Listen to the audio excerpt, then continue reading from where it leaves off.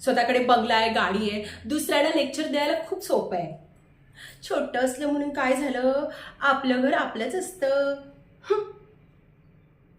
ही वांगी सगळी सडलेली. अगं सोड ना तुझा बंगला आणि गाडी आणि येऊन राहा इकडे. एवढे कांदे महाग झाले की त्याच्याशिवाय जेवण करावं लागतं. जे आहे त्याच्यातच खुश राहायचं, नाही तर आयुष्य नर्क बनतं. नर्क नाही तर काय स्वर्ग आहे. दुसऱ्याने तरी लेक्चर देऊन काय फायदा, जर आपल्याच नवऱ्याला पैसा कमवता येत नसेल तर. घ्या आले साधे भोळे. आता ह्यांना विचारलं उशीर का झाला तर सांगतील ऑफिसमध्ये खूप काम होतं. या या या बसा.